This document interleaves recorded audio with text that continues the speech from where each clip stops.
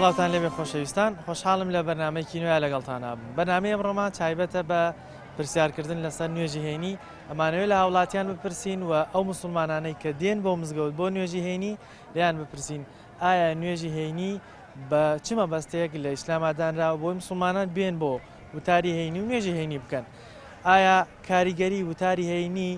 بۆچی لە ئێستاە تا ڕادەیەک کەمتر بۆتەوە بە بەراورد بە جاران کاریگەریەکەی کەمترە؟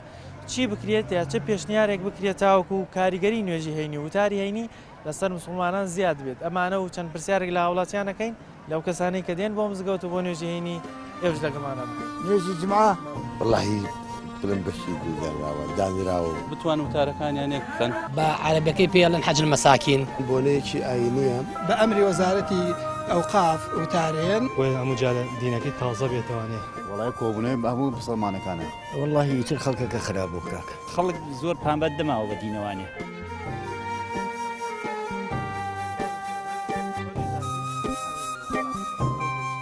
مامە بەڕای تۆ نوێژی هێنی لە ئیسلامە بۆچی دانراوە؟ هێنی شتێکی گەورەیە و شتێکی مبارەکە و لەبەرەوە دووشەمە و پێنجشەمە نامەی ئەعمالی ئینسان تەقدیمە کرێ بۆ خوان تەعالا، ڕۆژی جومعە تەقدیمی خواگیانە کرێ و ئیتر شتێکی مبارەکە و لە ئیسلامە دانراوە. ڕۆژی جومعەیە گەورەترین ڕۆژە لە دینی ئیسلامە. وەڵام مسلمانان واجبێتی کاکە، واجبی خوای گەورەیە کە نوێژی جومعە بکە هەموو هەفتەیەک سافە بی. بۆچی دایناوە؟ بۆچی ویست با بڵێن خوای گەورە ئەمری کردو بۆ مسلمانان کە نوێژی هێنی بکەن؟ نوێژی هەینی بکەن بۆی هەموو هەفتەیەک کۆبوونەوەیەکی ئیمانیە تێگەی هەموو هەفتەیە و خەڵکە کۆ بێتەوە بە یەکۆ جومعەیە بکە. لەبەوەی لە هەموو غەڵەت و ناخۆشیە بگەڕێتەوە لە شتێکی کە خوا پێی ناخۆشە نەیکیت. نوێژی جمعە ئەی خوا و پێغەمبەر دایناوە، ئەی ئەو قورئان نایەتەخوا ئەوە نوێژەکەی دیا بوو. باشە بۆچی دایاناوە؟ ینی چ بۆ سوودی؟ ئیسلام دایناوە. ئەی ئەوە ئیسلام بێ ئەبێ بێت بۆ مزگەوتە بێت بۆ ماڵی خوا. ئەی بۆچی دایناوە؟ خوای رب العالمین ئەو قورئانی ناردە خوارەوە پێ پێغەمبەر صلی الله علیه وسلم بۆ ئەوەی کەوا بسڵمان احترام بکە بە مزگەوت و بە ماڵی خوا و بە قورئانەکە و. نوێژی هێنی بۆچی دانراوە لە ئیسلامە؟ نوێژی هێنی دانراوە بۆ تازەکردنەوەی دین ئیمان، بۆ بەرزبوونەوەی پلەی ئیمان و بۆ کۆبوونەوەش بۆی خەڵکی ئاگاداری بارودۆخی مسلمانان بێ بە شێوەیەکی گشتی لە جیانە. وەڵاهی بڵم بەشی دوودانراوە دانراوە و ئەگە بگەڕێیتەوانێ ئەوانەکە نوێژ ناکەن و ئەوانەی کە بیر و بڕوایان نییە بە بەزۆ شتێک ئەمر ئیسلامی کە دانا ئەم نوێژە بگەڕێتەوانێت بەلای نوێژی خۆی و تعالی خۆی. مسلمانان لە ڕۆژی هەینیە هەمیان لە ئیشوکار یەنەوە ئیسراحەتەکەن. خوای گەورەش ئەم ڕۆژە مبارەکەی داناوە کە ڕۆژانی هەینیەن بۆ جەماعەت و لە خوای گەورە پاڕێنەوە و ئیتر ئەوەی خوای گەورە داوای لیەکەن بەش ئینشاءڵڵا مەرامەکان و لە نەخۆشی و لە دەد و بەڵا بیان پارێز. نوێژی هەینی بە عەرەبیەکەی پێڵێن حەج المەساکین. ئیتر مسلمانان ئەو ڕۆژە ئەچنە ئەو لەو شوێنە کۆبوونەوە بەرنوێژێک لێ وتار ئەڵێت بەپێی ڕۆژ بەپێی کات ئەوەی کە لە دابوونەریتی ئیسلاما و ژیانی ڕۆژانەی هاوڵاتیان بە چ شێوازێ ئەگوزارێت کۆمەڵە نەسیحەت و ئامۆژگاری تایبەتی مسلمانان نەکرێت و ئەبێ مسلمانانیش بەپێی ئەو ئامۆژگاری ئەو ئیمام جومعەیە کە لەو مزگەوتە وتاری خۆی پێشکەشەکات ڕێنمایەکان جێبەجێکەن و لەبەر خاتی خوا و دینی ئیسلام و ئینسانیەت. وەکو حەجێک وایە ینی بە فەرزێکە جا نابێت سێ جومعەش نەچێبێ هەموو جومعە بچێکە خوا بکە. ئەگەر لە ئیشە زەوریەک تێبی ئەوە کێشەیەنێ. ینی بۆچی لە ئیسلامە فەرزی کردو لەسەر مسلمانە بێ خوتبە لەبەر خوتبە و حەدیسەکە کە خەڵک فێری دین و دیانەتەکە فێڕێ باشەکە لە کردەوەی خراپە دوور دەکاتەوانێ لەبەرەوانێ. نوێژی هێنی بۆچی دانراوە لە ئیسلامە؟ نوێژی هێنی فەرزێکە، هەر خۆی فەرزێکە بۆ ئەوەی ئیسفادەی لێ بکە کە دینەکەی چی پێڵێ هەموو جارێ بڵێن ئەو دینەی بەرنامەی دینەکەی چۆنە بۆیە هەموو جارە دینەکەی تازە بێتوانێ لەبیری نەچێتوانێ زیکر و بەڵێ. وتاری هێنی و نوێژی هێنی لە ئیسلامە بۆچی دانراوە؟ نوێژی هێنی تەبەن بۆنەیەکی ئاینیە. مسلمانان لە نوێژی هەینیدا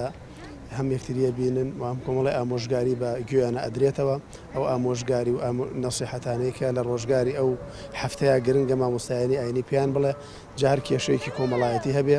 هەر کێشەیەکی مەسەلەن نەتەوایەتی هەبێ هەر بابەتێکی گرنگ هەبێ لە ڕووی دینیەوە کە پابند بن پێوە خەڵک لای دابێ مامۆستای ئاینی لەو هەفتەیە لە مودەیەکی کەمدا ئاماژەی پێکات بۆ ئاگادارکردنەوەی کۆمەلگە لەو بابەتان بۆنە مسلمان ڕوو لە نوێژەکە شوەر سوودی چییە؟ سوودی ئەوەیە خەڵک ئەچێ نوێژەکە ڕوو لە خواگە ئەپارڕێت و داوای لە خۆش من لێ وڵای کۆبوونەوەی هەموو مسلمانەکانە لە ڕۆژێکی تایبەت سوودی چییە بۆ وەڵاهی دین و ئیمانی بەقەوتەکە بەڵێ بەهێزە بێ و ئیمانی و بڕوای گەورەی بەخوای گەورە و بۆ وریایکردنەوەی زیاتری خەڵکی لە دینەکەیە بۆ ئەو کاتێک کە هەر کاروکردەوەیەک دەکەن شارەزایەن هەبێ لە دیندا بەپێی شارەزایی دین ئەو کاروکردەوەی بکەن سوودی بۆیە وەکو لایەنی دینیەکە بتوانین ئیسفادەی لێ بکەین بتوانین ڕازوە بین لەگەڵ یەکتری بتوانین بەرنامە ئیسلام زیاتر پەیڕەو بکەین زۆر باشە نوێژی هەینی بۆ دانراوە وەک هەفتانەیەک بۆ کەس ئینسان شەحن بێتەوە لە ڕووی دین و لە ڕووی ئیمان و لە ڕووی ئەخلاق و ڕەوشتەوە لا بۆ ئەوەی ئینسان ڕێڕاست فێر بێت ئاین فێر بێت بۆ ئەوەی کە مسلمانێتی بەگوێ هەموو کەسێکا بگەێنرێت کە چییە و چۆنە ئیتر شتێکی تابڵی پێویستە با بڵێن لە ئاینی پیرۆز ئیسلام هەموو حەوڕۆژارێک کە ڕۆژی هەینی دێت فەرزکراوە لەسەر مسلمانان کە لە مزگەوتەکان کۆبنەوە یەکێک لە ئیمامەکان چەند ئامۆژگاری لە ئاەت و لە فەرمودەکان بەگوێ مسلمانان بدا و ئەو شتانی کە لە ئەو هەفتەیە ڕوویداوە یاخود لە هەنووکە لەو چەند ڕۆژەیە ڕوویداوە مامۆستا ئاینیەکە لە ڕوانگەی ئاینی ئیسلامەوە بۆ مسلمانانی ڕوون کاتەوە چۆن خۆیان لە شتە خراپەکان پارێزن و هاوکاری شتە چاکەکان بکەن ئەمە یەکێکە لەو شتانی کە زۆر لە ئیسلامە گرنگی پێدراوە نەسیحەت و ئامۆژگاریە بۆ مسلمانان وەزایدەن دووپاتکردنەوەی بەندایەتیە بە خی گەورە کە تیایدا نوێژی ئەنجامەدرێت و مسلمانان بەیەکەوە نوێژی بە کۆمەڵ ئەنجامەدەن بۆ ئەوەی بتوانن بەندایەتی خۆیان جارێکی تر بۆ خی گەورە دووپات بکەنەوە بە کۆمەڵ و بەگشتی.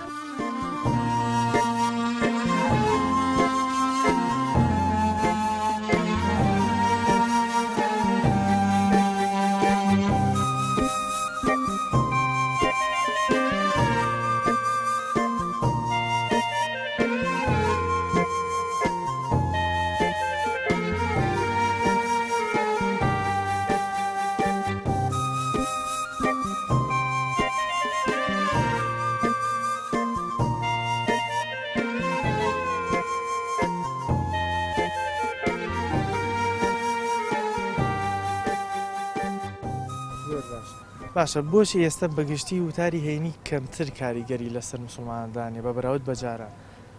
لەبەرەوەی وەزاکە تێک چووە هەمووی لە جێژە نەچووە یعنی گوێیان ناوەتە ئەم گوێ نانە حەدیث هەر ئەو دەقەیەک هاتنە دەرو لە کۆشیانەکەوێتە خوارەوە فێری پارە و حرامخۆری بوون فێری حرامخۆری بوون حساب بۆ وتار ناکەن حساب بۆ نوێژ ناکەن حساب بۆ دنیا ناکەن تێگەی کاکە ئیتر هەر چۆنێ بێ بڕوە و ژیانی بڕوە هەر ئەو دەقەیە گوێی لێ ئەگرێ ئەو مامۆستا جەمەیەکەی وتی حرامخۆری خراپە پارە بە سومێن خراپە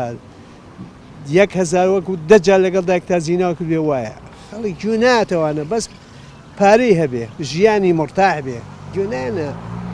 دینی ئیسلام و ئیسلامە کاکە وڵی جاران کە زۆر نەیشی نووسەی کار زۆر و زۆرە و لەبەرەوە خەڵکی توانینی نییە و داوامی هەیە واجبی زۆری هەیە و لەبەرەوەی دەینەکان کەم کرێتەوە خوتبەکەی جومعە 20 دقیقە 25 دقیقە هەرەوە نیە واللهی ئیتر خەڵکەکە خراپە کاکە خەڵکەکە خراپە خەڵکەکە وەری ناگرێ ئەینا چوار جومعە بکە ئەو کەلیمانەی کە مامۆساڵێ وەری بگرە قەسەم بەخوا گەڕێیتەوە ئەگە وەری ناگرێتی زەمانەکە وای دێتەوە کاکە بۆ بە زەمانەیان تەرنێت و تەڕنەماش و ئەوانە کاکە فەسادێکە زۆر بوو ئەینا جومعە ئەوەی جومعەکە کەی مسلمانە نایکرد کاکە خەڵکەکە خراپ بووە خراپ بۆچی ئێستا بەگشتی وتاری هەینی کاریگەری کەم بۆتەوە لەسەر مسلمانان ڕاستیەکەی خەڵک زۆر پامبەت دەماوە بە دینەوانێ بە بەردەوامی ساڵ بە ساڵ ئەگەر چاودێری بارودۆخی مرۆڤایەتی بکەی خەڵکی ئاستی ئیمانی بەرز نەبووتەوانێ لە بەرزبوونەوانە لە لاوازیە و خەڵک ڕۆشنبیری دینی کەم بۆتەوانێ ساڵ بە ساڵ کەمە بێتەوە زیاتر لەبەرەوەی زیاتر لە هەوڵ نایە لە دین تێبگا ئەوەیە بەس والله ئەوەیە خەڵکەکە تووشی تەماح بۆش تووشی ئەم بایلە بووە یاخوا ئەوەی بسڵمان بێ قەت ئەم بایلەوە ئەم تەرنێنە لە مایان نەبوو ئەیە بەخوا من تا ئیساکە کوڕمەیە بۆکمە ئەتەرنێتمان نییە لێشتا خەتمان نییە هیچ کامێک قبول ناکەن بەس بایدان هەیە واللهی نازم بۆش بلم کۆم بۆتانە بەهۆنی ئەم فەیزووک و بەهۆنی ئەم شتانێکە لە غەربەوانەی کە هاتووە و ئەکرێت و پیشانیە ئۆشتانە لە سەر شتێکیاوەتە کەم بۆتەوانە ئەینە سەر شتێکی نییە بارە وڵات تەکنۆلۆژیایە شتێکیاوەتان ئەینە هیچ شتێکتر نییە ئەینە ئەگەر من بیرۆ بڕۆم بە هینی خۆم بێت قەت بیرۆ بڕۆن ناگۆڕێت هە بەلای نوێژ و تەعادی خۆمەڕۆم و بەلای ئیسلامەتی خۆمەڕۆم و بەلای دیانەتی خۆمەڕۆم و احترام لە هەموو کەسەیەگرم و ڕێز هەموو کەسەیەگرم و ئەو کەسەیشە ڕێز لە من نەگرێت وەڵاهی بەڕاستی ئەڵکی خەڵکی ژیان تۆزێ قورس بووە وتارەکانیشتر بە بۆنەوەی خەڵک ژیانێکی قورسی هەیە و وتارەکانی زۆر درێژ خاین نین هەم کورتن لە 20 دقیقا لە 25 دقیقا کۆتایی پێێن و لەبەر ئەرکی ژیانی خەڵکە بە ڕاستەکەی اینجا هەیە نەخۆشیشە توانای ئەوەی نییە زۆر بمێنێتەوە لە مزگەوتەکانە هەیە نەخۆشی زۆری هەیە درێژخایانی هەیە وەلەو پیریشە تەمەنێکی زۆریشی هەیە بەس هەچۆنە بێت لەبەر خوای گەورە و نوێژەکەی یەتە مزگەوت ئەتیلک کە ئەوەش دۆزێ وتارەکانی کەم کردێتەوە بۆچی ئێستا وتاری هێنی کاریگەری کەم بۆتەوە لەسەر مسلمانە لەبەر ئەوەی هێستا وەک جاران زیاتر وتارەکان جەخر لەسەر حکومەتەکەنەوەی خراپی حکومەت لەسەر خراپی حکومەت هەڵسەوەتەکانی حکومەت حەدیثەکەنەوەی وەکو جاران لەسەر پێغەمبەران و خوالیان خۆش لەسەر پێغەمبەران و ئەولیاکان قسە بکەن زیاتر لەسەر خوتبەکان لەسەر حکومەتەکەی وەڵی زۆکار زۆرە تریانەوەیە خەڵکەکە خۆی پابند نییە یانەوەیە مامۆستاکانە یان ئەنی ڕێگە وەکو وتاری خۆی نییە کە بڵین خۆی چی بە خەڵکەکڵێ ئەوی جواب بکە خەڵک زیاتر سێری کردەوەکە نەک سێری قسە و دەست ئەوەیە زیاتر هێن ناکەن وتاری هەینی بۆچی کاریگەریکەم من وەک خۆم ئەوە ئەڵێم ئەم پرسیارە قورسە نەختەیەک بەڵام من وەک خۆم ئەڵێم زیاتر دەستگا ڕاگەیاندنەکان ئیعلامەکان تەلەڤیزیۆنەکان کۆمەڵی حەلەقات و مسەلسەلاتی ئەجنەبی هەیە هێنە ئەم وڵاتەوە لێرە پێشکەشەکرێ بە هاوڵاتیان ئەیبین و تر خەڵک بەڕاستی ساردوەتەوە لە ئەمجا ئەو ئەجیزە زۆرێک هاتۆ ناومانەوە بە تایبەتی موبایل و کۆمەڵێ شت هاتووە بەڕاستی تەسیراتی هەیە لەسەرەوەی کە خەڵک سارد بێتەوە نەک لە نوێژی هەینی تەنانە لە دینی ئیسلامیش خەڵک بەعام یعنی بەداخۆ خەڵکی ئێمە ئەوە نەبوو کە ئاوای لێبێت بەڵام ئیتر ناتوانین زۆر لەسەری بڕۆین دیارە لەواچی هەندێک جار خۆمان وە هەستکەین کەم و بێتەوە ئینا کەم نەبووتەوە ئەگەرنا لە ڕابردوودا و لە ئێستاشدا مینبەرەکان دەوری کاریگەریان بووە لەسەر کۆمەڵگا تەماشاکە لە ڕەمەزاندا کە خەڵک بوو لە مزگەوتەکان زیاترەکە لە پار ڕەمەزاندا کەمترین حاڵەت کەمترین کوشتن و گردن ڕوویداوە ئەو بەڵگەوە کە مینبەرەکان و بۆنە ئاینیەکان جار ڕەمەزان بەیان هەینی بێ دەور و کاریگەری لەسەر مسلمانان هەیە بۆیە تەماشاکە ئەو خەڵکی کە لە مزگەوتدایە کەمترین کێشە لە ناوانە ڕۆدات خۆ کوشتن لە ناوەوەندانە ژن کوشتن لە ناوەوەندانە منداڵ کوشتن لە ناوەوەندانە ئەمە بەڵگەوەی کە مینبەرەکان و وتاری ئاینی وتاری جومعەکان دەور و کاریگەریکی زۆری هەیە لەسەر خەڵک وڵای وەکو کاسبی کاورە بۆ دوای کاسبی ئەگەڕێ و ئەچێ بۆ دەرۆی ئاچێ بۆ سەبەر چێ بە دەرەوە ئەچێ بە دەرەوە بۆ سەیرانە چێ ئەوە کاریگەری لێ کە بکەوێتەوە ئاگەر لە وتارە نابێت ئیبجار وەرەی کاسبی شوێمەوەمە کاسبیەگەی ڕۆژانە جاروایە جومعە ستفە کاسبیەگەر بەرێکەوێ ئەوە وەگاری ئەوە گەڕێت باڵی ئەڵی وڵا زیاترە نایسە بەلەجانە فەرم لەگەڵما بۆ ناو مزگەوتەکە زۆربەی مزگەوتەکە گەنجن زۆربەی مزگەوتە هاتنە بۆ نوێژ گەنجن ئەوە وتاری ئەو بۆ بەڵام چی ئەڵێیت ئەوە نەتیجەی چیە ئەوە نتیجەوە وتارێکە تەسیرێکە لەگەڵ تەسیرەکە بۆ خەڵکەکە بۆ زۆربەی ئەوی هاتوونە بۆش گەنجن ئێستا بەگشتی بۆچی نوێژی هێنی کاریگەری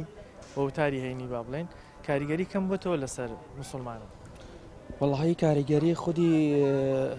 وتارەکە گەڕێتەوە بەسەر مەلاکە ئەگەرێتەوە بەسەر و مامۆستایی کە شێوازی وتاردانی چۆنە و هەروەها کاریگەری ئەکەوێتەوە سەر بۆ خەڵکەکە زیاتر خەڵکەکە چەند جۆ لەو فەرمودانەگرێت چەند کاریگەری تێئەکا لە دەرونی چەند تا چەند ئاستێ لە ڕەوشی ئەبێت لە کردار و ڕەوشتیا ڕۆناکیە داتەوە فەرمودە و ئاەتانە. بۆچی ئێستا وتاری هێنی کاریگەریەکەی کەم بۆتەوە لەسەر مسلمانە؟ کاریگەری وتاری هەینی ئەمڕۆ مامۆستاکان لە سا هەفتان ئازاد نین هیچیان لەبەرەوەی بە ئەمری وەزارەتی ئەوقاف وتارێن ڕێنمایەکانیان هەفتانە لە وەزارەتی ئەوقاف ویەتە بۆ مزگەوتەکان و کاتە لەسەر ئەوە وتاری مزگەوتەکان دەدرێت و پێم وایە مامۆستاکانیش ڕێنمایەکانی وەزارەتی ئەوقاف پێڕەوەکەن و ناتوان بەڵێ ناتوان بە ئازادی خۆیان ئەوەی کە بیانوێ بیڵن ناتوان بیڵن. ئەگەڕێتەوە بۆ وتاری مامۆساکانمان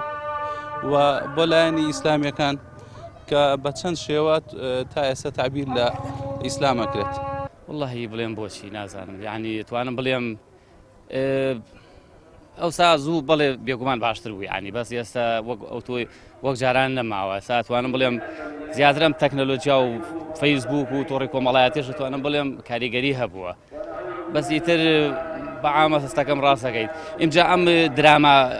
با بڵێن تورکی و ئەمانە ئەمە بە دەرەجی یەک زەرەری کاریگەری هەیە بۆ کۆمەڵگەی ئیسلام و موسڵمان بەڕاستی.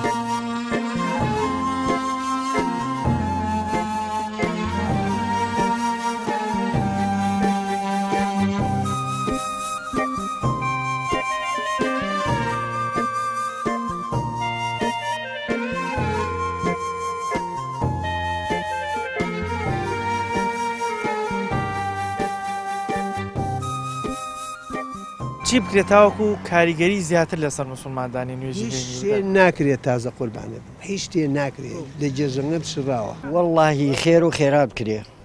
دەستی فەقیر بگیرێ لە ناو یەکە ڕاست بین لە ناو یەکایە بدوو بین ئەوەمان ئیسیفادەکە هەموو پامەکرۆ تایسەوە نەسەحەتە چۆ بەگوێمانە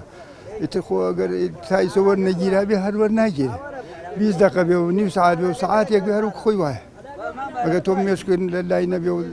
ڕوو نەکەیتەوە خوایتمانەوە هەر عینی شتە نیم سعات بێ و سعاتێک بێ و 10 دقیقە بێ هەر خۆی وایە چکە لە مناڵیمان و تایسە مەلا خودبەمان بۆ حەدیثمان بۆ خوێن و لە ماڵەوە لە مزگەوتە لە هەموو شوێنەکانە وڵی ڕاستەکە بە دەرەجەیەک مامۆسانی ئاینیە بێت دەوری خۆیان ببینن خودبەکانیان زیاتر بە پێسکەن بە هێزی بکەن زیاتر خەڵکی شارەزا بکەن لە بوارەکانی دینە لە هەموو بوارەکانی دینە دین تەنها دەست نوێژگرتن و نوێشکردن و ڕۆژوگرتن نییە لە هەموو بوارەکان ئەبێ خەڵک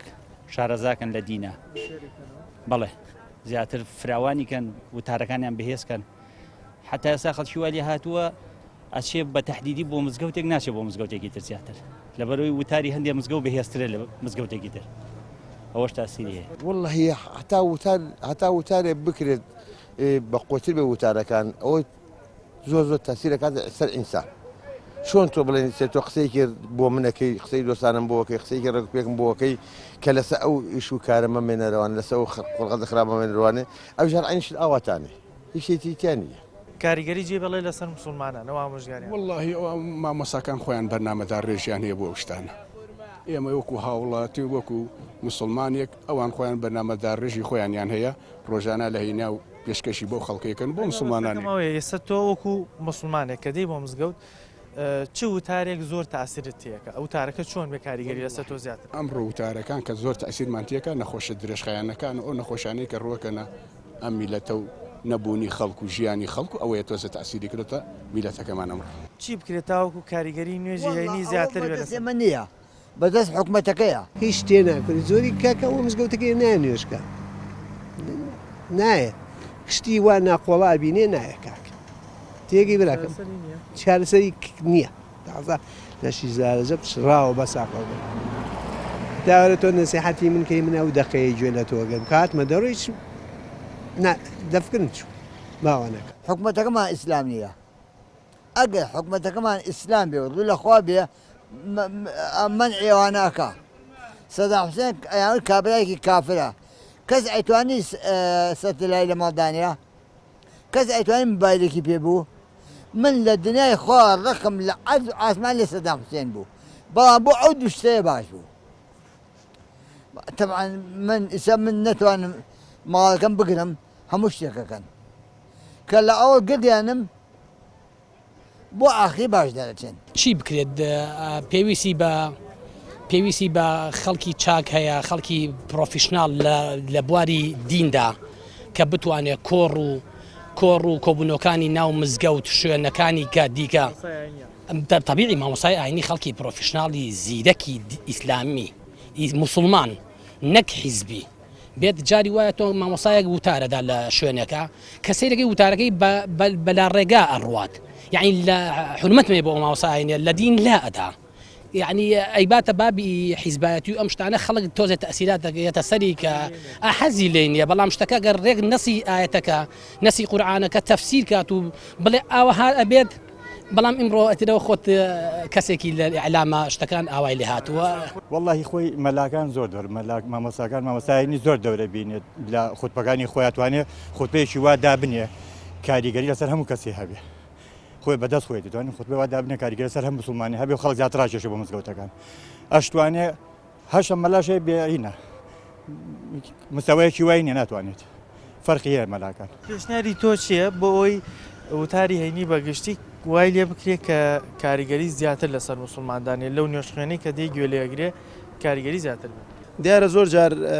ڕاگەیاندنەکان ڕاگەیاندن کە ئەگەر ڕاگەیاندن و مینبەرەکان پێکەوە هاوکار بن ئەتوانم بڵم کۆمەلگا بەرەوە ئاخارێکی زۆر باشترەوە بەڵام جاری وای ئەوەی کە خەتیبێک دروستەکە لەسەر مینبەر شەو ڕاگەیاندن ئەی ڕوخێنێ بە خەڵک ئەو ئەخلاقە جوانانەی لە مزگەوت و خەڵک فێرە بێ ڕاگەیاندن لە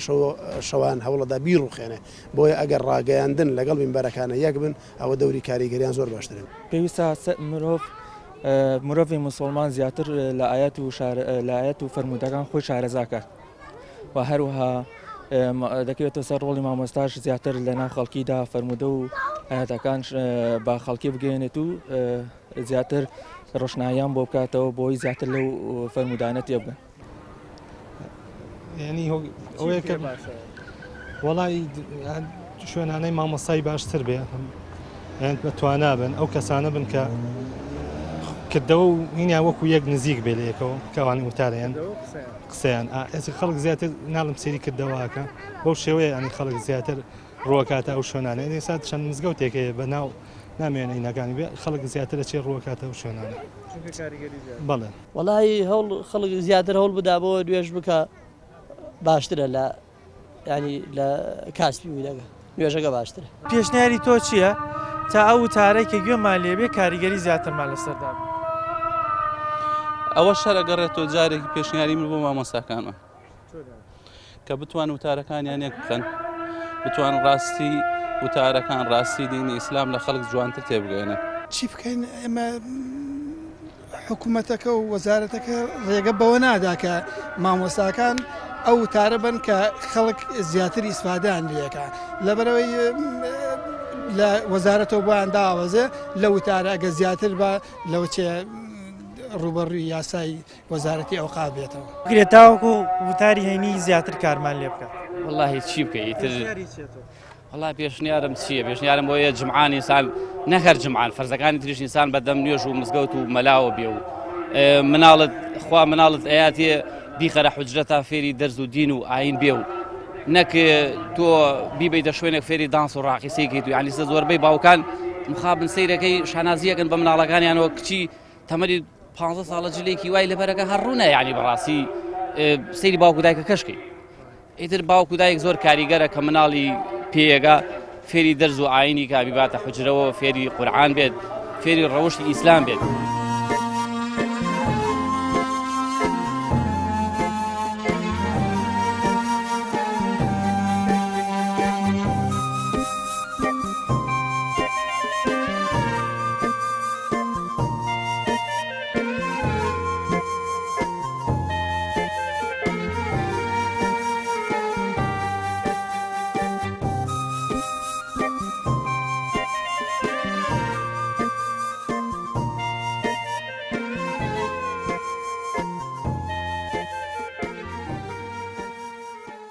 ئەوەی کە زۆر گرنگە لە نوێژی هەین و وتاری هەینی کە ئێمە وەکو موسڵمان جێبەجێ بکەین